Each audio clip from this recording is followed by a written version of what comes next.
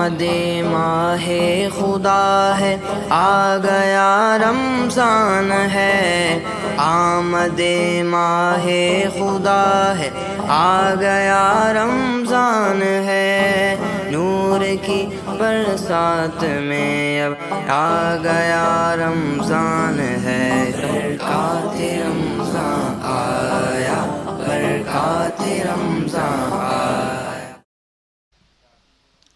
اعوذ باللہ من الشیطان الرجیم، بسم اللہ الرحمن الرحیم۔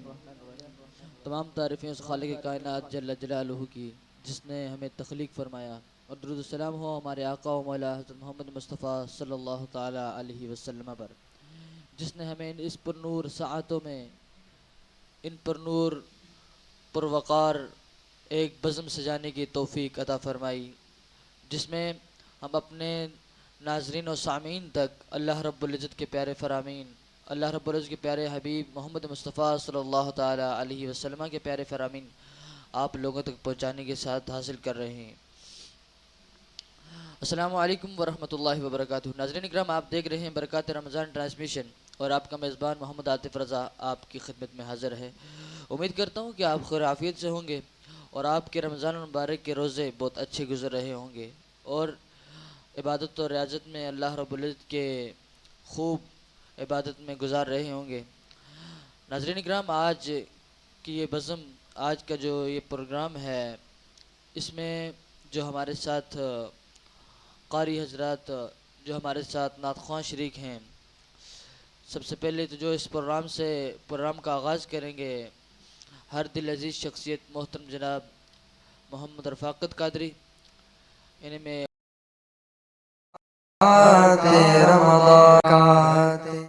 خوش آمدید کہوں گا۔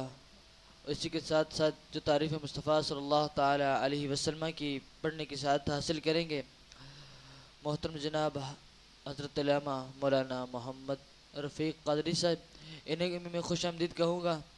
ناظرین اکرام، اپنے پروگرام کو آغاز کرنے کے لیے میں اپنے آج کے اس پروگرام میں جو قاری محمد رفاقت قادری صاحب تشریف ہمارے ساتھ شریک ہیں، انہیں سے میں گزارش کروں گا کہ اس پروگرام کا آغاز اللہ رب العزت کی کتاب سے فرمائیے۔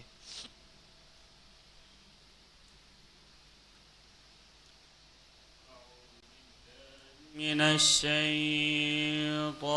الرجیم،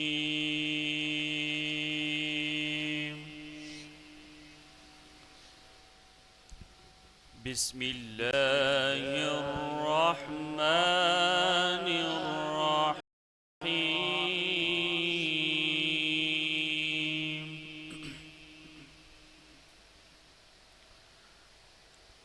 والتین والزیتون وطور سینین وهذا البلد الأمین،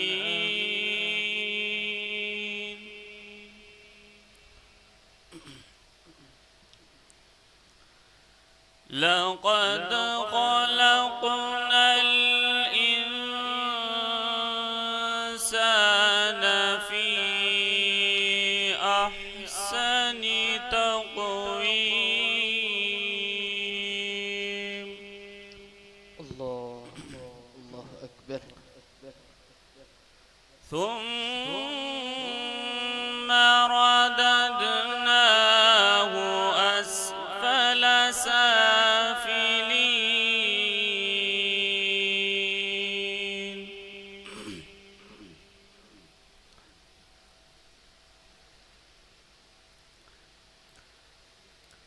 والتين والزيتون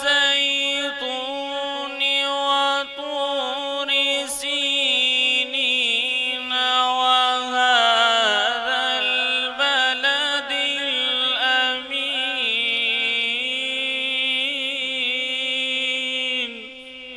سبحان اللہ، سبحان اللہ۔ لقد خلقنا الإنسان في أحسن تقويم،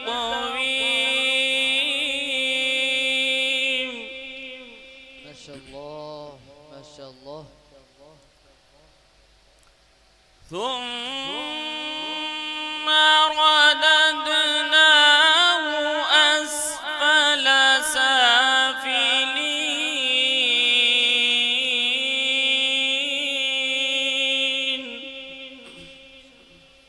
سبحان اللہ سبحان اللہ.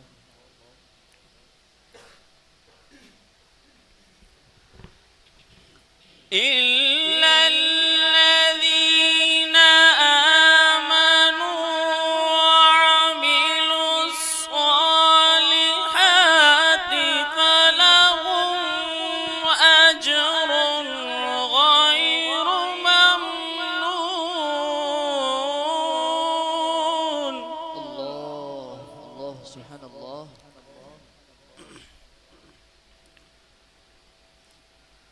فما يكذبك بعد بالدين.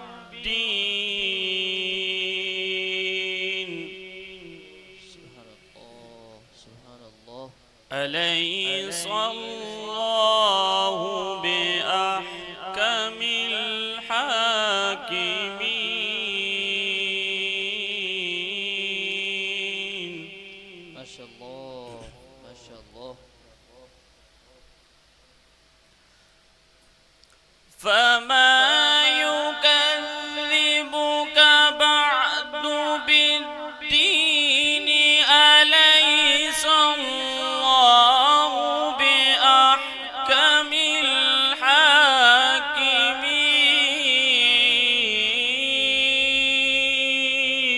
اللہ اللہ. فما يكذبك بعد بالدين. سبحان اللہ. أليس الله بأحكم الحاكمين.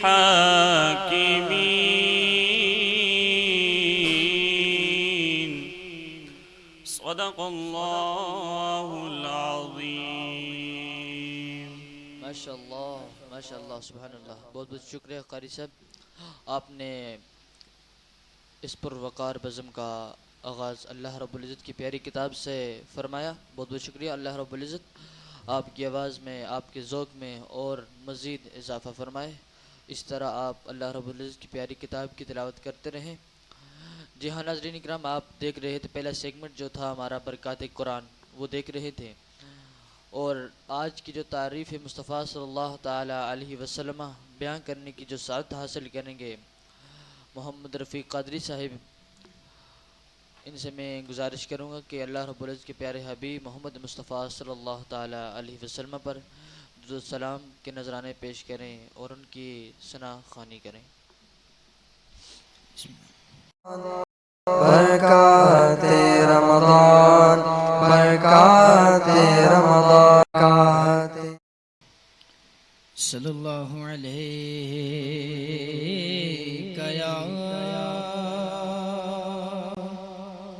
یا رسول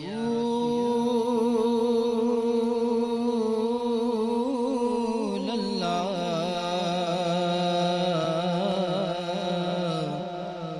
وسلم علیک یا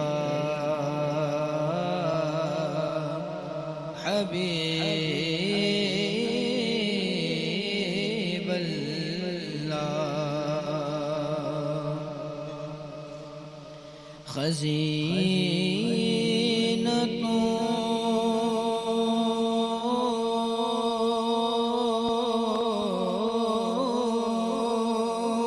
کا ایک پھول مل جائے،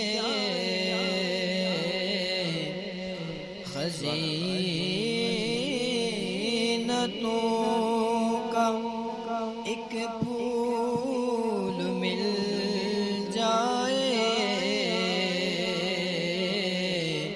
ہمیں سلی کائنات رسول مل جائے، ہمیں سلی کائنات رسول مل جائے. مل کر پڑھیں صلی اللہ علیہ یا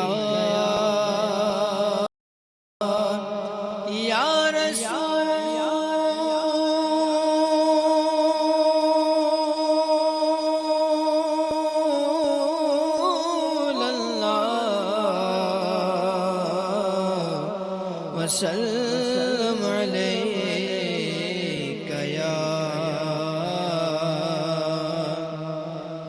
حبيب الله.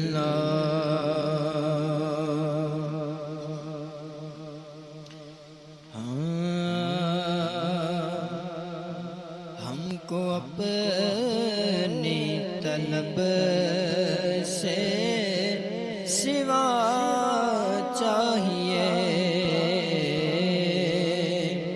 ہم کو اپنی طلب سے سوا چاہیے، آپ جیسے ویسے عطا چاہیے، آپ جیسے ویسے عطا چاہیے، آپ جیسے ویسے عطا چاہیے، ہم کو اپنے طلب سے سوا چاہیے،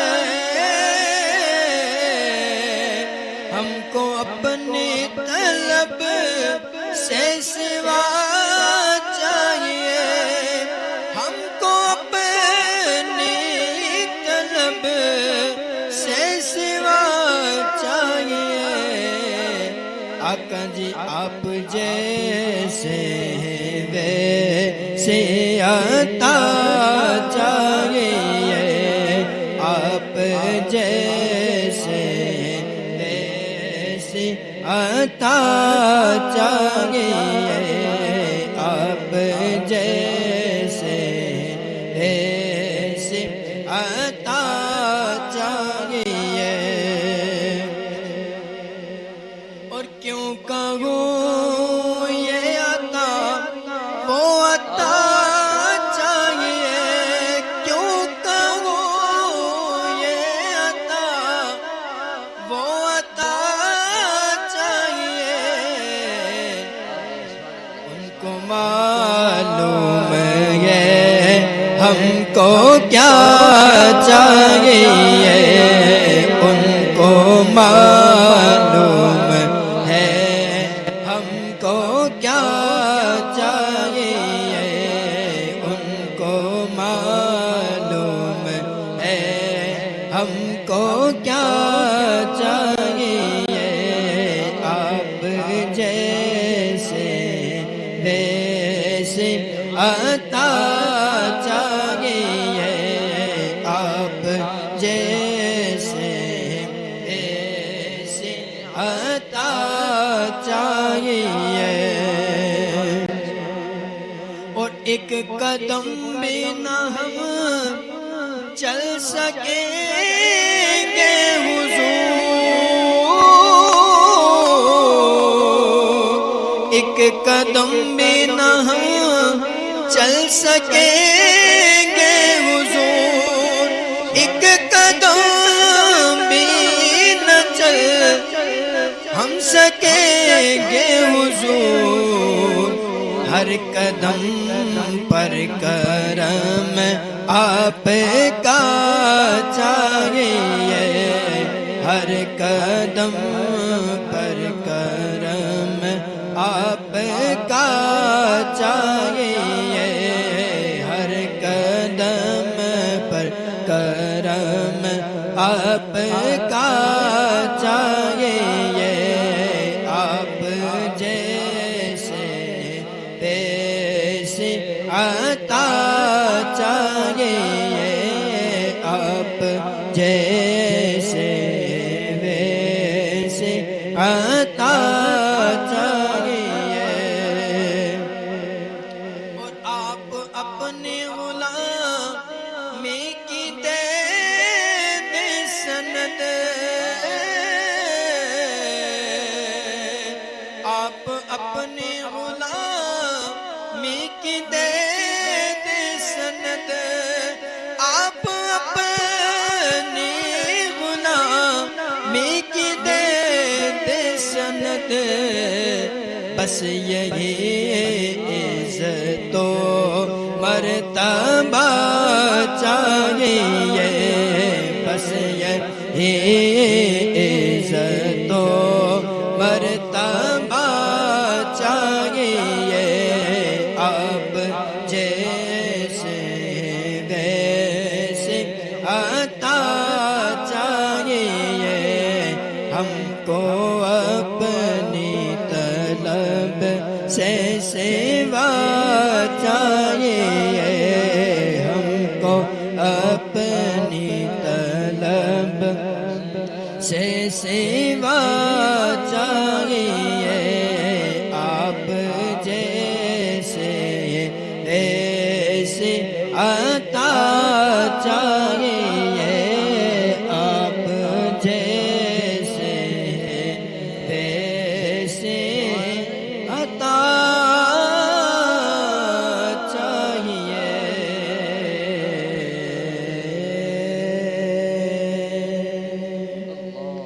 اللہ سبحان اللہ، بہت ہی خوبصورت میں اللہ رب العزت کے پیارے حبیب محمد مصطفیٰ صلی اللہ تعالی علیہ وسلم کی سنہانی کر رہے تھے ہر دل عزیز شخصیت محترم جناب محمد رفیق قادری صاحب، بہت بہت شکریہ علامہ صاحب۔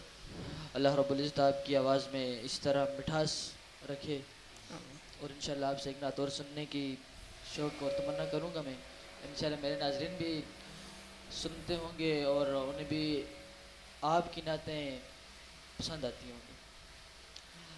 اور ناظرین اکرام، جو اگلا سیگمنٹ ہے ہمارا، آپ روزانہ جس کی انتظار کر رہے ہوتے ہیں، وہ ہے روحانی علاج اور آداب وظائف، اور ہمارے ساتھ شریک ہیں روحانی علاج جو اللہ رب العزت کے فرامین، اللہ رب العزت کے پیارے حبیب کے فرامین آپ تک پہنچاتے ہیں، محترم جناب محمد کامران قادری۔ السلام علیکم ورحمۃ اللہ وبرکاتہ۔ وعلیکم السلام ورحمۃ اللہ وبرکاتہ۔ کیسے ہیں قبلہ؟ ٹھیک ہیں آپ؟ الحمدللہ، اللہ پاک کا کرم، آپ کیسے ہیں؟ بہت الحمدللہ ٹھیک ٹھاک خیر خیریت سے ہیں۔ رمضان برکات رمضان برکات۔ بہت بہت شکریہ حضور۔ حضور آج کون سا وظیفہ لے کر آئے ہمارے سامعین و ناظرین کے لیے؟ جی عاطف بھائی، الحمدللہ آج ہم اپنے ناظرین کے لیے جو ایک دعا اور خاص طور پر اس کو وظیفہ کہہ سکتے ہیں، وہ ہم اپنے ناظرین کے لیے آج لے کے آئے ہیں۔ وہ یہ ہے کہ اکثر جلدی جلدی میں ہم گھر سے باہر نکل جاتے ہیں، کوئی جلدی ہوتی ہے، کہیں جانا ہوتا ہے، ہم اپنے گھر کو چھوڑ کر چلے جاتے ہیں، گھر میں کوئی نہیں ہوتا، یا اس کے علاوہ ہم رات کو سو رہے ہیں، اکیلے ہیں۔ اب یہ ہوتا ہے کہ گھر کو ہم چھوڑ کر چلے گئے، اب گھر میں قیمتی خزانہ بھی ہو سکتا ہے، گھر میں پیسے بھی ہوتے ہیں، تو اس کی ہم حفاظت کس طرح کر سکتے ہیں؟ اس کی چوری نہیں ہو وہ چیز، یا ہمارے گھر کی حفاظت رہے، ہماری حفاظت رہے۔ تو اس کے لیے وظیفہ ہے، بہت ہی آسان وظیفہ ہے، وہ ہے سورہ آیت الکرسی۔ یہ تیسرے پارے کے شروع کو یہ پوری، اس کو آیت الکرسی کہتے ہیں، پوری ایک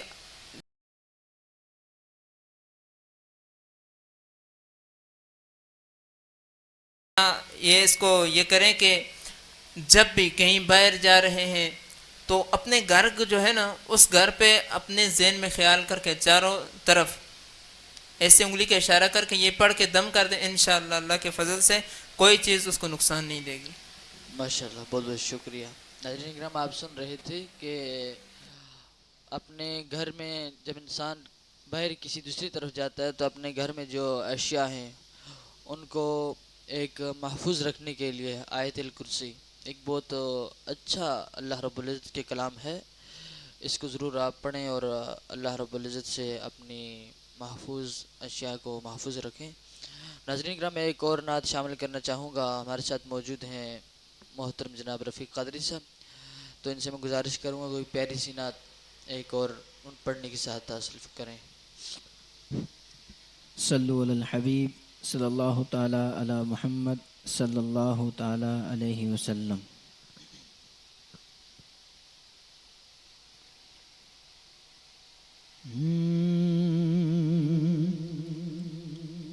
سب تمہارا کرم ہے آقا،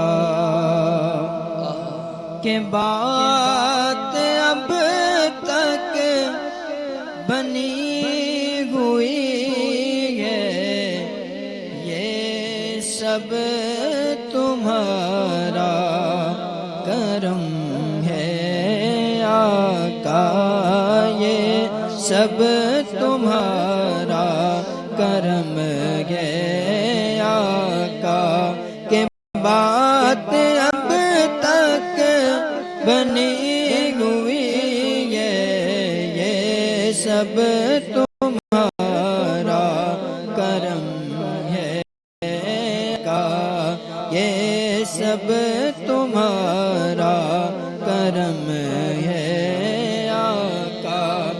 کوئی سلیقہ ہے آرزو کا، نہ بندگی میری بندگی ہے،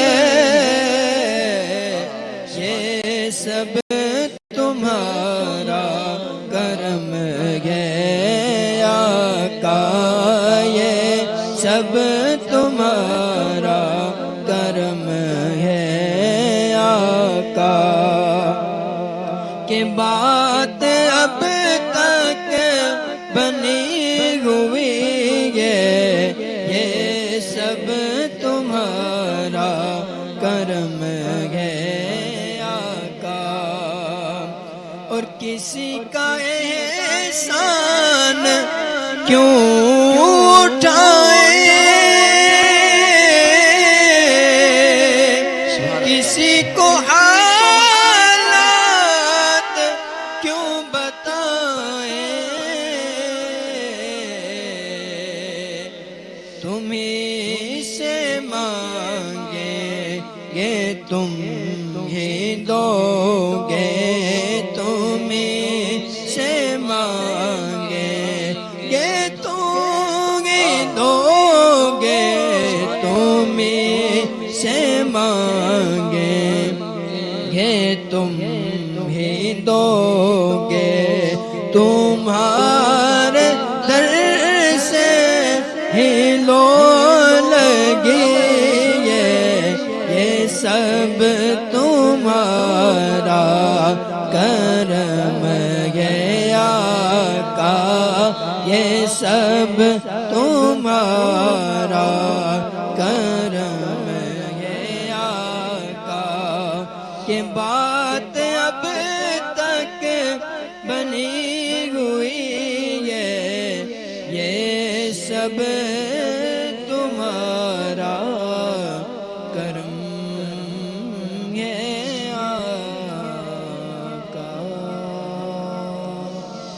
بے شک بہت بہت شکریہ ہر دل عزیز محترم جناب محمد رفیق قادری صاحب۔ جی ناظرین اکرام، یہ سب تمہارا کرم ہے آقا، کہ بات اب تک بنی ہوئی ہے۔ بے شک اللہ رب العزت کے پیارے حبیب صلی اللہ تعالیٰ علیہ وسلم کا ہم پر کرم ہے کہ اس طرح کے ماہ مبارکہ اور اس طرح کی راتیں ہمیں عطا فرمائی، اور پھر یہ توفیق عطا فرمائی کہ ہم ان راتوں میں اللہ رب العزت کے فرامین کو، اللہ رب العزت کے پیارے حبیب کے فرامین کو لوگوں تک پہنچانے کی توفیق حاصل کر رہے ہیں۔ اللہ اکبر۔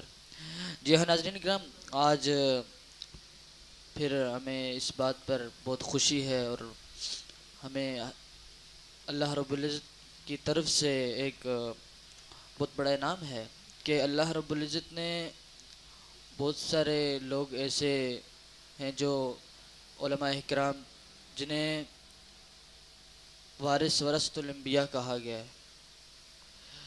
یعنی تو اس کے بعد جو لوگ یہ ہیں جو ہماری رہنمائی کرتے ہیں، آپ کی رہنمائی کرتے ہیں، تو آج ہمارے ساتھ جو مہمان خصوصی ہیں، اور جو آج ہم نے موضوع رکھا ہے وہ بھی بہت ایک عمدہ موضوع ہے فی زمانہ، اس حالات میں، کیونکہ کافی سارے ماہ ہو چکے ہیں، بہت سارے مہینے گزر چکے ہیں، سرزمین انبیاء فلسطین میں خون کے آنسو رو رہے ہیں، ہمارے بھائی، ہمارے والدین، ہماری مائیں، تو ہمارا قبلہ اول بھی ہے۔ ہم نے اسی موضوع کو آج جائز کیا ہے، اور ہمارے ساتھ جو مہمان خصوصی ہیں، سب سے پہلے تو انہیں میں اسلام عرض کروں گا، محترم جناب محمد حضرت علامہ مولانا محمد نوید قادری صاحب۔ السلام علیکم ورحمۃ اللہ وبرکاتہ۔ وعلیکم السلام ورحمۃ اللہ وبرکاتہ۔ بہت بہت شکریہ علامہ صاحب، آپ کافی دور سے ہمارے پاس تشریف لائے۔ علامہ صاحب، موضوع ہم نے جائز کیا ہے کہ خون کے آنسو روتی ہے سرزمین انبیاء، تو اس حوالے سے ہمارے ناظرین کی ہماری کچھ رہنمائی فرمائیں۔ جی ماشاء اللہ عاطف بھائی، بہت ہی اہم اور بہت ہی پیارا موضوع آپ نے آج کے اس دور کے تقاضوں کے مطابق آپ نے بہت ہی پیارا عنوان مجھے دیا ہے۔ کوشش کروں گا کہ کما حقو اسے بیان کر سکوں۔ یہ اتنا پیارا اور یہ ایسا فی زمانہ یوں سمجھ لے کہ انتہائی اہم عنوان ہے، موضوع ہے کہ اس پہ بحث کرنا بہت ہی زیادہ ضروری ہو چکا ہے، کیونکہ سرزمین انبیاء پر اس وقت جو خون کی ہولی کھیلی جا رہی ہے، تو میں سمجھتا ہوں کہ کوئی بھی مسلمان کے جس کے دل میں ذرہ برابر بھی ایمان ہوگا تو وہ اپنی ان ماؤں، بہنوں اور بچیوں کے آنسو اور وہ لو لہان جسم دیکھ کر ان کا دل پارا پارا ہو جائے گا۔ بے شک۔ تو خالق کائنات نے اپنی لاریب کتاب قرآن مجید میں ارشاد فرمایا کہ وَمَا لَا تُقَاتِلُوا فِي سَبِيلِ اللَّهِ، اللہ قرآن مجید میں ارشاد فرماتا ہے کہ اے مومنو، تمہیں کیا ہو گیا ہے کہ تم اللہ کی راہ میں جہاد نہیں کرتے، اللہ، کہ راہ خدا میں تم لڑنے سے کیوں کتراتے ہو، کیوں اس سے بھاگتے ہو، روگردانی کرتے ہو۔ خالق کائنات مسلمانوں کو جہاد کی طرف حکم دے رہا ہے۔ اب آپ دیکھیں کہ اس وقت جو ماحول، جو حالات بن چکے ہیں، جو سرزمین انبیاء پر ان نہتے مسلمانوں اور ان معصوم بچے اور بچیوں کو جو شہید کیا جا رہا ہے، ان ہماری ماؤں اور بہنوں کی عصمت اور ان کی عزت کو جو پامال کیا جا رہا ہے، اور ان ہمارے بھائیوں کو جو شہید کیا جا رہا ہے، تو کیا فرشتے یہ منظر نہیں دیکھ رہے ہوں گے؟ اللہ، کیا فرشتوں نے یہ منظر نوٹ نہیں کیا ہوگا؟ بے شک۔ کیا اللہ تبارک و تعالیٰ جو علی کل شیء قدیر ہے، علیم بذات الصدور ہے، جو ہر چیز پر قدرت رکھنے والا ہے، کوئی چیز اس سے مخفی نہیں، کیا وہ رب نہیں دیکھ رہا؟ یہ 56-57 اسلامی ممالک کے حکمران کہ جن کو اللہ نے یہ منصب، یہ قوت اور طاقت اللہ نے یہ فراہم کی ہے کہ ان کی اس حکومت کے دور، حکومت کے اندر، فلسطین کے اندر اور سرزمین انبیاء پر جو مسلمانوں کے خون کی ہولی کھیلی جا رہی ہے، جو مسلمانوں کو ناحق شہید کیا جا رہا ہے، تو کوئی بھی ایسا حکمران، کوئی بھی ایسا نڈر حاکم ہی نہیں ہے کہ جو ان کے حق میں آواز کو بلند کر سکے، بے شک۔ کوئی مضبوط آواز اٹھا سکے۔ کیوں؟ کہ حکمرانوں کے اندر سے اور ان عیاش پرستوں کے اندر سے اللہ اور اس کے رسول کا خوف کیا ختم ہو گیا ہے؟ کیا ان کے بیوی بچے نہیں ہیں؟ کیا یہ انہیں ان معصوم بچوں اور بچیوں کے خون اور ان کے جسم جو بم باری کے ذریعے چھنی چھنی کیے جا رہے ہیں، کیا یہ دیکھ کر ان کی آنکھیں خون کی آنسو نہیں روتی؟ اللہ، میں سمجھتا ہوں کہ آج اس ماہ رمضان کے مبارک مہینے میں کیسے وہ اپنے گھر میں اپنے بیوی بچوں کے ساتھ بیٹھ کر ہم افطاری کیسے کرتے ہوں گے کہ ایک طرف ہمارے ان بھائیوں کو کہ بچے اور بچیاں اور ہماری ان ماؤں بہنوں کے جسموں کو بم اور دھماکوں کے ذریعے چھنی چھنی کیا جا رہا ہے۔ آپ دیکھیں نا کتنے مسلمانوں کو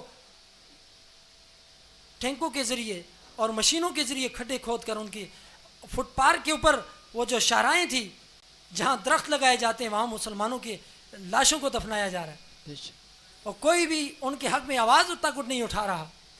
یہ ہمارا میڈیا گنگا شیطان بن چکا ہے، اور ہمارے حکمران جنہیں رسول اللہ نے فرمایا کہ حضور نے فرمایا کہ جو حق بات دیکھ کر اسے بیان نہ کرے اس کی مثال گنگے شیطان کی جیسی ہے۔ یہ گنگے شیطان بن چکے ہیں کہ ان کے اندر اللہ کا خوف ختم ہو گیا، ان مسلمان بھائیوں کا احساس ختم ہو چکا ہے۔ رسول اللہ نے کیا ارشاد فرمایا تھا کہ المسلم کا المسلمی کا جسم واحد، فرمایا کہ ایک مسلمان بھائی کی دوسرے مسلمان بھائی سے محبت کیسی ہونی چاہیے؟ کا جسم واحد، فرمائے ایک جسم کی مانند ہے اللہ کہ سبحان جسم کے اللہ، ایک حصے کو ذرا بھی خراش آ جاتی ہے، تکلیف پہنچتی ہے تو پورا جسم بےتاب ہو جاتا ہے۔ لیکن کیا ہے کہ مسلمانوں اپنی آنکھوں سے آپ سوشل میڈیا اٹھا کر دیکھیں کس طرح ان بچوں کے، آپ دیکھیں نا وہ بچے پانی کے لیے تڑپ رہے ہیں، وہ ہاتھ میں مشکیزیں لیے، وہ ہاتھ میں پتیلیاں اور گلاس لیے، بوتلیں لیے، کس طرح وہ پانی کے لیے بلک اور تڑپ رہے ہیں۔ اللہ اور ہمارے بے شک سعودیہ کے جو شیوخ حضرات ہیں، وہ شہزادے جو خود کو کہلاتے ہیں، ان کے دسترخوان کو دیکھیں کہ دسترخوان پہ منو ٹنوں نعمتیں اور طرح طرح کے میوہ ہیں، اور انہیں یہ نظر نہیں آتا کہ وہاں اس ماہ رمضان کے مہینے میں پانی کے لیے جو بچے تڑپ رہے ہیں، کیا اللہ کی بارگاہ میں کیا جواب دیں گے، کیا منہ دکھائیں گے؟ وہ بچیاں جن کو ناحق شہید کیا جا رہا ہے، وہ جو بچے جن کی گردنوں پہ بمباری کے ذریعے ان کے جسموں کو چھنی کیا جا رہا ہے، وہ بچوں کو ذرا دیکھیں، ویڈیو دیکھ کر رونگٹے کھڑے ہو جاتے ہیں کہ وہ خون سے لہو لہان وہ بچے، وہ کل اللہ کی بارگاہ میں فرشتوں نے کیا یہ منظر نہیں دیکھا؟ کیا فرشتے یہ منظر نوٹ نہیں کر رہے؟ کل اللہ کی بارگاہ میں وہ بچیاں جب حشر کا میدان برپا ہوگا، رسول اللہ بھی جلوہ گر ہوں گے، اللہ بھی اپنی شان کے لائق وہاں جلوہ گر ہوگا، وہ بچیاں ان حکمرانوں کے گریبان کو پکڑ کر کھڑی ہو کر کہیں گی بتاؤ تو صحیح، تمہارے پاس یہ منصب تھا اور تمہارے اس منصب اور طاقت کے باوجود ہمیں قتل کیا گیا، بتاؤ بِأَيِّ ذَنْبٍ قُتِلَتْ، کیا جواب دیں گے یہ حکمران؟ اللہ میں اور آپ کیا جواب دیں گے کہ ہماری زبانیں بند ہوگی کہ ہم ان کے حق میں آواز تک نہیں اٹھا رہے؟ بے شک تاجدار کائنات صلی اللہ علیہ وسلم کے ایک عظیم فرمان، آج مسلمانوں کی آپ تعداد دیکھیں نا کتنے زیادہ مسلمان ہیں، اور آپ ان کفار و مشرکین کو دیکھیں، یہ مسلمانوں کی بنسبت بہت چھوٹے سے نظر آتے ہیں، بہت کم ہیں، قلیل ہیں، لیکن کیا ہے کہ کثیر تعداد میں مسلمانوں کی ایک کثیر تعداد ہے، اس کے باوجود بھی کفار اور مشرکین ہم پر غالب کیوں ہیں؟ اس کا اصل وجہ، ریزن کیا ہے، وجہ کیا ہے، سبب کیا ہے؟ تو رسول اللہ نے صلی اللہ تعالیٰ علیہ وسلم نے ارشاد فرمایا صحابہ اکرام سے، فرمایا کہ اے میرے صحابہ کہ آخری وقت ایسا آئے گا کہ مسلمانوں کی تعداد بہت زیادہ ہوگی اور کفار و مشرکین تب بھی ان پر کیا ہوں گے؟ غالب ہوں گے۔ تو صحابہ اکرام نے عرض کی یا رسول اللہ ہماری تعداد زیادہ ہونے کے باوجود پھر بھی وہ ہم پر غالب کیسے ہوں گے؟ فرمایا تمہاری تعداد اتنی زیادہ ہوگی سمندر کی جھاگ کے برابر تمہاری تعداد ہوگی، اتنے زیادہ ہوں گے مسلمان، لیکن اس کے باوجود کافر اور مشرک تم پر غالب ہوں گے، وہ تم پر ایسے ٹوٹ پڑیں گے کہ جیسے بھوکے کھانے پر ٹوٹ پڑتے ہیں، بھوکے کے پاس سامنے اس کے سامنے کھانا لا کر رکھ دیا جائے تو فرمایا بھوکا اس کھانے کے لیے اس طرح ٹوٹ اور بھلک پڑتا ہے کہ اپنی پیٹ کی پیاس کو بجھا سکوں، بھوک کو مٹا سکوں، فرمایا ایسے کافر اور مشرک تمہارے اوپر ٹوٹ پڑیں گے، تمہاری تعداد بھی زیادہ ہوگی، کافر کم ہوں گے تب بھی وہ تم پر غالب ہوں گے۔ کہا یا رسول اللہ اس کی وجہ کیا ہے، سبب کیا ہے؟ یا رسول اللہ ہم تعداد میں زیادہ ہونے کے باوجود کافر ہم پر غالب کیسے ہوں گے؟ فرمایا کہ سنو میرے صحابہ، تمہاری تعداد بھی زیادہ ہوگی، کافر تم پر غالب کیوں ہوں گے؟ وجہ یہ ہوگی، فرمایا اس کا ریزن اور وجہ یہ ہے، فرمایا کہ مسلمانوں کے اندر دنیا کی محبت غالب آ جائے گی۔ اللہ آج ہمارے حکمرانوں کو دیکھیں نا، اپنی عیاشیوں کے لیے اور اپنے بزنس اور کاروبار چمکانے کے لیے ان سے اتنا تک نہیں ہو سکتا کہ اپنے ملک سے اس ظالم اسرائیل کے سفیر کو نکال سکیں، ملک بدل کر سکیں، اس کے سفیر تک کو نہیں نکال سکتے۔ کیوں؟ کیا ان کے ذاتی مفادات جڑے ہوئے ہیں؟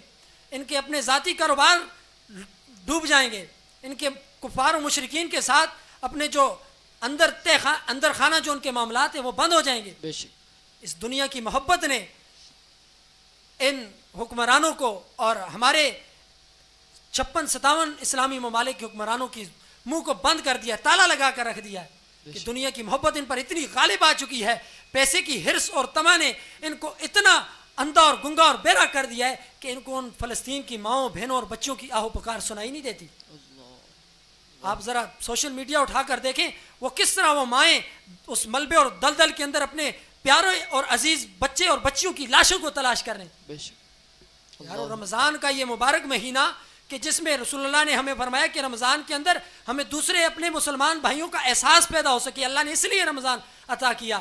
بتاؤ تو صحیح، اس ماہ رمضان کے اندر بھی اگر ہمیں اپنے ان مسلمان بھائیوں کے لیے دل میں ذرا برابر بھی احساس نہ ہو، ہم ان کے لیے آواز کو بلند نہ کر سکے، تو پھر ہمیں رونا چاہیے اپنے ایمان پر اللہ کہ ہمارا ایمان کیا اتنا کمزور ہو چکا ہے کہ ہم گنگے شیطان کی مانند بن چکے ہیں رسول اللہ کے اس فرمان کے مطابق کہ ہم حق آواز تک کو نہیں بلند کر سک رہے. ان حکمرانوں کو کیا ہو گیا ہے؟ اور پھر رسول اللہ نے جو دوسری علامت فرمائی، فرمایا موت سے یہ ڈریں گے. آپ دیکھیں تو صحیح، اپنی کرسی کو بچانے کے لیے یہ حکمران موت کے خوف سے کوئی ملک چھوڑ دیتا ہے تو کوئی کیا طرح طرح کے بہانے بنا لیے.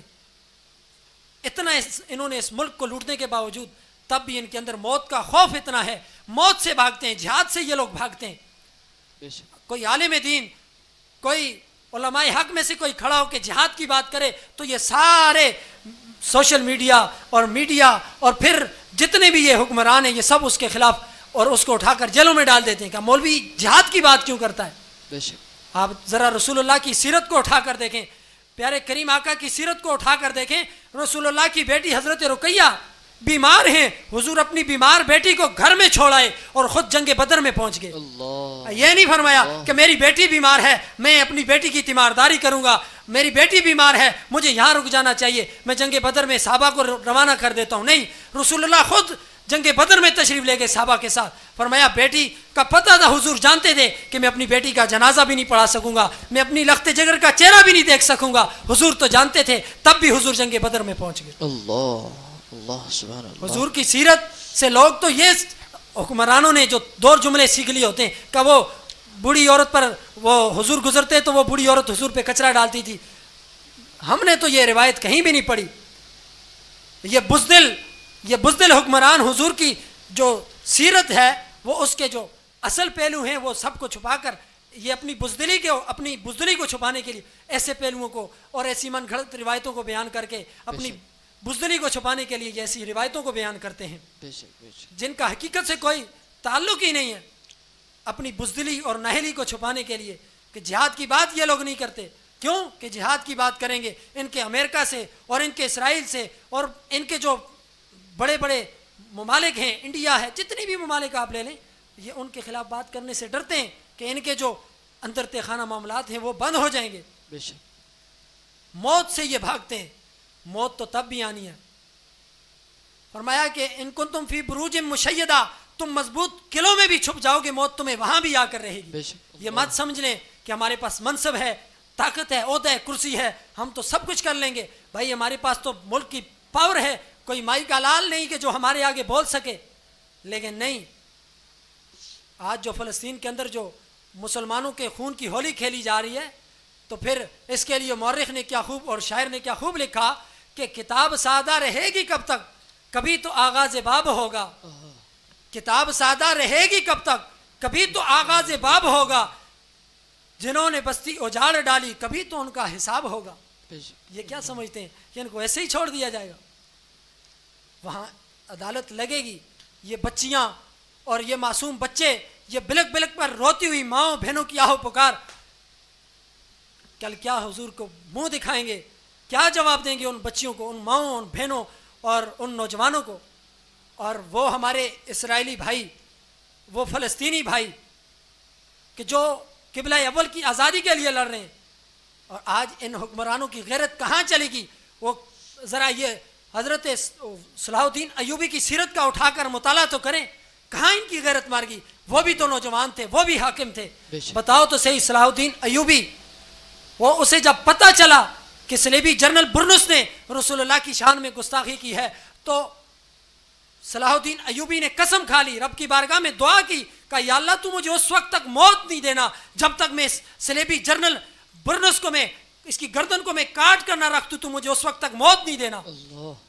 2 سال تک بغیر ٹیک لگائے آرام، اور نیند جب آ بھی جاتی تو دیوار کے ساتھ یوں لیٹ جاتے، کبھی بستر پر یوں تکیہ لگا کر نہیں لیٹے. کہا اس وقت تک میں آرام اور سکون کی نیند نہیں سوؤں گا جب تک میں اس برنس کو کاٹ کے نہ رکھ دوں جس نے میرے نبی کی شان میں گستاخی کی ہے. سبحان اللہ. اور پھر وہ وقت بھی آیا کہ جب سارے اس صلیبی جتنے بھی جو جرنل تھے سب کو صلاح الدین ایوبی نے لا کر کھڑا کر دیا. کہا بتاؤ وہ صلیبی جرنل کہاں گیا، وہ برنس کہاں گیا؟ سارے وہ جو باقی جرنل تھے سب کو حضور نے جس طرح فتح مکہ میں عام معافی کا اعلان کر دیا تھا، صلاح الدین ایوبی نے باقیوں کو معاف کر دیا. فرمایا کہ اسے لے کر آؤ. وہ کہاں گیا کہ جو میرے نبی کی شان میں گستاخی کرتا تھا اور کہتا تھا کہ بتاؤ این محمد, کہاں ہے محمد, بلاؤ لے کر آؤ تمہاری مدد کے لیے, کہاں ہے محمد.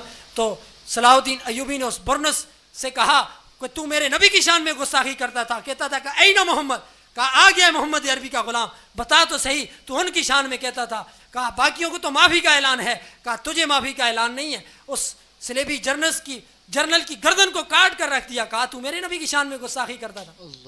اور پھر قبلہ اول کو آزاد کیا. سبحان اللہ. بتائیں تو صحیح کہاں چلی گئی یہ ہمارے ان حکمرانوں کے اندر سے غیرت کیوں مٹ گئی, ان کے اندر سے یہ جذبہ جہاد کیوں ختم ہو گیا. تبھی تو پھر یہ بزدل بنے چھپے پھرتے ہیں, کوئی کہاں پروٹوکول لیے, کوئی کہاں بھاگے پھرتے ہیں. بے شک. بتائیں تو صحیح جب حضرت عمر نے قبلہ اول کو جب مسجد اقصیٰ کو آزاد کیا تھا, بتاؤ تو صحیح, مورخین نے لکھا ہے, کہا کہ حضرت عمر رضی اللہ تعالیٰ عنہ جب بیت المقدس کو قبلہ اول کو آزادی دلوانے کے لیے جب گئے تو کہا جتنے بھی اس وقت کے جو حکمران تھے, بڑے بڑے جو یہودی تھے, ان کے بڑے بڑے علماء, بڑے بڑے ان کے سارے وہ جو جرنل کھڑے تھے, اور حضرت عمر فاروق اپنی اونٹنی پر سوار ہو کر جا رہے. حضرت عبد الرحمن بن عوف بھی حضرت عمر کے ساتھ ہیں. اور حضرت عمر جب پانی آنے بیچ میں جب پانی آیا, آپ اونٹنی سے اترے اور موزوں کو اتار کر کیا کر دیا, اپنے کاندھوں پر ڈال دیا. اور حضرت عبد الرحمن بن عوف نے جب یہ منظر دیکھا تو حضرت عمر سے کہتے ہیں, یا امیر المومنین, آپ کو کیا ہو گیا ہے کہ آپ کو اتنا بھی نہیں پتا کہ موزوں کو جیب میں ڈالا جاتا ہے, اور آپ اس وقت 36 لاکھ مربع میل کے حکمران ہیں, اور آپ کو اتنا بھی نہیں پتا کہ موزوں کو جیب میں ڈالا جاتا ہے, اور آپ انہیں کندھوں پہ ڈال کر ان کافروں کے سامنے, ان یہودیوں کے سامنے جا رہے ہیں. صاحب روب اور دبدبہ ان کپڑوں کا نہیں ہوتا, روب اور دبدبہ شخصیت کا ہوتا ہے. حضرت عمر کی شخصیت نے بتایا, کہا سنو روب اور دبدبہ ان کپڑوں کا نہیں ہوتا. حضرت عبد الرحمن بن عوف سے حضرت عمر نے کہا اے عبد الرحمن, میں تمہاری منصب اور تمہارے ذات سے اور تمہارے مقام سے میں بالکل واقف ہوں. کہا تم امین الامت ہو, تم امت کے امانت دار امین ہو, مجھے تمہارے منصب کا بھی پتہ ہے, تمہاری شان کا بھی پتہ ہے. اگر تمہارے علاوہ کوئی شخص یہ بات کرتا تو میں اسے ایسی سزا دیتا کہ رہتی دنیا تک کے لیے عبرت کا نشان بن جاتا. اللہ. تو سنو, کہا کہ میں نے یہ موضع اس لیے ڈالے ہیں, کہا کہ نحن اذل قوم, کہا کہ ہم اسلام لانے سے پہلے تو ہمیں کوئی جانتا بھی نہیں تھا. یہ اسلام نے ہی ہمیں یہ عزتوں سے نوازا ہے کہ آج 36 لاکھ مربع میل پر ہم جو میں حکومت کر رہا ہوں, یہ رسول اللہ کے دین کا صدقہ ہے. یہ حضور کے کرم نوازی, حضور کے صدقے میں اللہ نے ہمیں عزتوں سے نوازا ہے. کہا کہ جو لوگ رسول اللہ کے دین کو چھوڑ دیں گے تو پھر ذلت اور رسوائی ان کا مقدر بن جائے گی, پھر وہ رسوا ہو جائیں گے. آج ان حکمرانوں نے اپنے آپ کو دین سے دور کر دیا. کسی کو سورہ اخلاص نہیں آتی, کوئی کسی کو دعا مانگنی نہیں, کسی کو کلمہ پڑھنا تک نہیں آتا. یہ کیا جہاد کی بات کریں گے, یہ کیا مسلمانوں کے, یہ کیا فلسطین کے ان مظلوم مسلمانوں کے لیے آواز بلند کریں گے جن کو تو سورہ رحمان, سورہ اخلاص تک نہیں پڑھنی آتی, جو قرآن کی سب سے چھوٹی صورت ہے وہ تک نہیں پڑھنی آتی. کلمہ طیبہ جنہیں پڑھنا نہ آتا ہو وہ کیا جہاد کی بات کریں گے. ایسے حکمرانوں سے پھر یہی توقع کی جاتی ہے کہ وہ ایک شاعر نے بہت پیارا شعر لکھا کہ کس کس کو بولیے گا, کس کس کو روئیے گا, ہے نیند بڑی پیاری منہ ڈھک کے سوئیے گا. ان کے لیے یہ ہے, یہ منہ ڈھک کے بس آرام کی نیند سو رہے, یہ جہاد کی بات کیا کریں گے, ان سے ہم کیا توقع کر سکتے ہیں. تو ہمارے لیے یہ پیغام ہے کہ ہم اور جتنے بھی ناظرین اور سامعین جو سن رہے ہیں کہ اس ماہ رمضان المبارک کے مہینے میں جب بھی آپ افطار کریں, افطار کا وقت بڑی قبولیت کا وقت ہوتا ہے, آپ ضرور اپنے ان فلسطین کے مظلوم مسلمانوں کو یاد رکھیں, ان کے لیے دعا کریں. ہمارے بس میں جو ہے ہم وہ کریں, کیونکہ کل اللہ کی بارگاہ میں ہم سے جب پوچھا جائے تو ہم کہیں گے یا اللہ ہماری استطاعت, ہماری طاقت اتنی تھی, ہم ان کے لیے دعا کر سکتے تھے, ہم ان کے لیے جہاں بولنا تھا ہم بول سکتے تھے, وہ ہم نے کیا ہے. جو ہمارے اختیار میں تھا وہ ہم نے کیا ہے, تاکہ ہمارے پاس جو ہمیں اللہ نے جو طاقت دی ہے, جو اللہ ہم سے پوچھے گا ہم اس کا حق تو ادا کریں. باقی جن کی جو ذمہ داریاں ہیں اللہ ان سے اس حساب سے ان سے پوچھے گا. اللہ تبارک و تعالیٰ سے دعا گو ہوں کہ خالق کائنات اس ماہ رمضان کی مبارک ساعتوں میں قبلہ اول کو آزادی کی نعمت سے مالا مال فرمائے, ہماری ان ماؤں بہنوں بچوں کی عزت و آبرو کی حفاظت فرمائے. اللہ ان مجاہدین اسلام کو فتح و نصرت عطا فرمائے۔ اور اللہ تبارک و تعالیٰ جس طرح، اور اللہ کی بارگاہ میں دعا کرتے ہیں کہ یا اللہ جس طرح تو نے جنگ بدر میں مسلمانوں کی سبحان اللہ۔ مدد کے لیے اور ان کی فتح و نصرت کے لیے فرشتوں کو نازل فرمایا، یا اللہ اس ماہ رمضان کے صدقے، اس ماہ غفران کے صدقے، یا اللہ تو اب بھی قبلہ اول کے ان مجاہدین اسلام کے لیے فرشتوں کو نازل فرما۔ وہ ماں بہنیں اور بچیاں اب بھی صلاح الدین ایوبی جیسے نڈر اور بہادر حکمران کی تلاش میں اب بھی دعائیں کرتی ہیں، یا اللہ تو نے صلاح الدین ایوبی جیسا بہادر دلیر حکمران عطا فرما۔ آمین۔ اللہ تبارک و تعالیٰ کی بارگاہ میں دعا گو ہوں کہ یا اللہ جو کچھ سنایا، جو کچھ بیان کیا، ہم سب کو اس پر عمل کرنے کی توفیق عطا فرمائے۔ وآخر دعوانا الحمدللہ رب العالمین۔ بہت بہت شکریہ علامہ صاحب جی۔ ناظرین اکرام، آپ سن رہے تھے بہت ہی اچھا اور بہت ہی پرذوق بیان اور نصیحت و وعظ فرما رہے تھے حضرت علامہ مولانا محمد نوید اختر القادری صاحب۔ بہت بہت شکریہ، اللہ رب العزت ان کے علم و عمل میں اضافہ فرمائے۔ بہت ہی اچھا موضوع تھا۔ اللہ رب العزت ہمارے اسلامی ممالک کو بھی اس کی یہ توفیق عطا فرمائے کہ وہ اسلامی ممالک میں جو ہمارے حکمران ہیں وہ ہمارے ان مسلمان بہن بھائیوں کو، ہمارے جو والدین ہیں تو ان لوگوں کی طرف ایک دیکھیں، اپنے بچوں کی سوچ رکھ کر، والدین کی سوچ رکھ کر ان لوگوں کو دیکھیں، تو پھر ان کے دل میں اللہ رب العزت ایک اگر درد پیدا کرے گا، لوگ ان لوگوں کی مدد کرنے کے لیے آگے بڑھیں گے۔ تو آپ لوگ ان پیغامات کو دوسرے لوگوں کو پہنچائیں، وہ دعاؤں میں اپنے کو شامل رکھیں۔ اللہ رب العزت نے ایک دن اس دن بھائیوں ضرور آئے گا۔ سیگمنٹ چل رہا تھا اور اسی سیگمنٹ کا حوالات اور ہمارے علماء اکرام کے جوابات، اور ہمارے ساتھ موجود ہیں ہر دل عزیز شخصیت محترم جناب ابو حنیفہ محمد ریحان قادری صاحب۔ السلام علیکم ورحمۃ اللہ وبرکاتہ۔ ورحمۃ اللہ وبرکاتہ۔ کیسے ہیں حضور؟ ٹھیک ہیں؟ خیریت سے ہیں؟ الحمدللہ رب العالمین علی کل حال۔ حضور سوال شروع کریں؟ حکم فرما۔ اچھا علامہ صاحب، پہلا سوال اس رمضان، برکات رمضان، برکات رمضان طرح سے ہے کہ روزے میں کہہ آنے سے روزے پر اس کا کیا اثر پڑے گا، اور اس میں پھر شرعی حیثیت اس کی کیا ہے، شرعی حکم؟ بسم اللہ الرحمن الرحیم۔ روزے کی حالت میں اگر قے، وومیٹنگ، الٹی جسے کہا جاتا ہے، آ جائے، خود بخود آ جائے طبیعت کی بنا پر، اور کبھی کبھی ایسا ہوتا ہے انسان بیماری کی وجہ سے بھی آ جاتی ہے، کبھی کبھی انسان کا مزاج ایسا ہو جاتا ہے کہ اسے وومیٹنگ آ جاتی ہے، کبھی ایسا ہوتا ہے کہ زیادہ کھانے پینے کی وجہ سے بھی ایسا معاملہ درپیش آ جاتا ہے۔ لیکن اگر یہ خود بخود آئی ہے، اگرچہ کتنی ہی ہو، چاہے قلیل ہو، چاہے اتنی ہو کہ منہ بھر ہو، کہ یعنی منہ بھر کے اس کو کہا جاتا ہے کہ آپ کے کنٹرول میں نہ ہو، آپ کے اختیار میں نہ ہو، اس کو روکا جائے، تو اگر خود بخود آئی ہے، آپ کا کوئی عمل دخل نہیں ہے اس کے اندر، خود بخود کہہ آ رہی ہے، خود بخود وومیٹنگ ہو رہی ہے، تو ایسی صورت میں روزہ نہیں ٹوٹے گا۔ لیکن بہت سے لوگوں کو عادت ہوتی ہے کہ وہ انگلی ڈال کر خود قے کرتے ہیں۔ اگر خود انگلی ڈال کر خود قے کرنے کی کوشش کی اور قے ہو گئی تو اس صورت میں روزہ اس کا ٹوٹ جائے گا۔ اور ایک اور شرعی مسئلہ ذہن میں رہے کہ اگر روزہ خود بخود یا کسی بنا پر، مجبوری کی بنا پر کوئی توڑ دیتا ہے یا کسی کا روزہ ٹوٹ جاتا ہے، تو اس کے لیے رمضان کے فرض روزے میں حکم یہی ہوگا کہ وہ باقی دن روزے دار کی طرح گزارے گا، رمضان مبارک کے احترام کی وجہ سے، ارد گرد کے معاشرے کے ادب کی وجہ سے، اور روزے داروں کے ان کے معاملات کے مد نظر اور ان کا لحاظ کرتے ہوئے وہ اپنے دیگر دن کو، دیگر جو اس کا وقت رہ گیا ہے، اس کو وہ روزے دار ہی کی طرح گزارے گا۔ ماشاء اللہ، بہت بہت شکریہ علامہ صاحب۔ اگلا سوال اس طرح سے ہے کہ کیا مرد اعتکاف میں غسل کر سکتا ہے؟ یہ ابھی اگلا عشرہ جو ہمارا شروع ہونے والا ہے اس میں ہمارے مسلمان بھائی اعتکاف بھی کرتے ہیں، تو ان لوگوں کے لیے یہ سوال ہے کہ مرد اعتکاف میں غسل کر سکتا ہے یا نہیں؟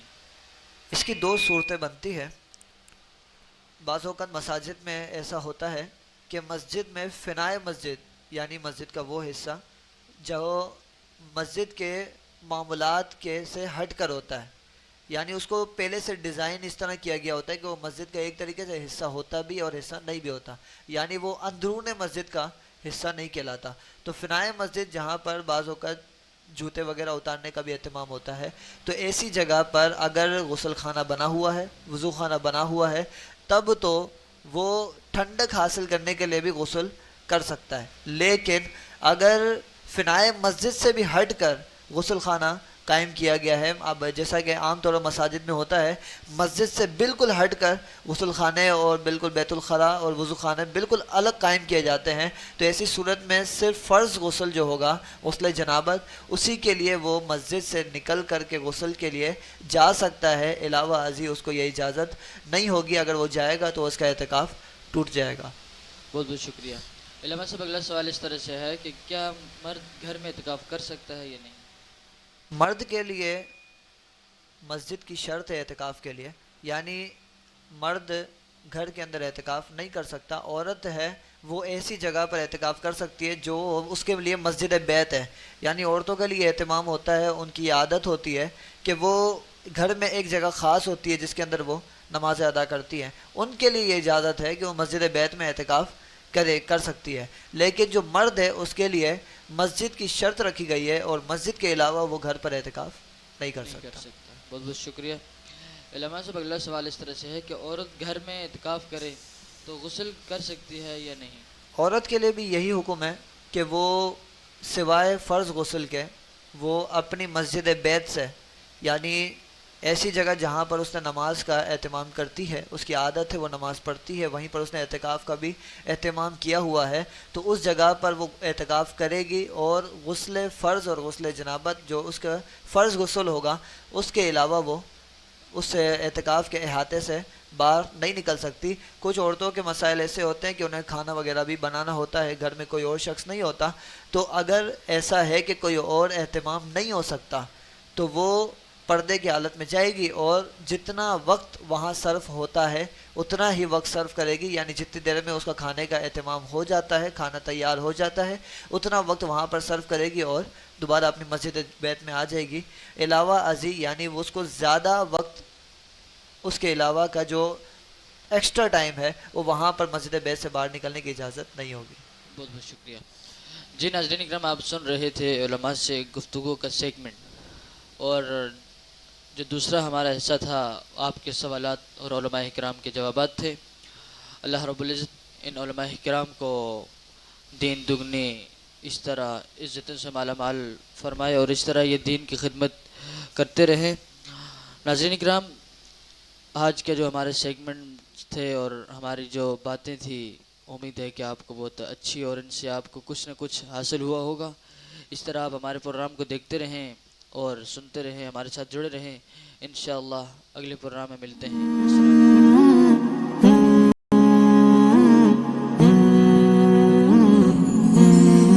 برکات رمضان آیا، برکات رمضان آیا، آمد ماہ خدا ہے، آ گیا رمضان ہے، آمد ماہ خدا ہے، آ گیا رمضان ہے، نور کی برسات میں اب آ گیا رمضان ہے۔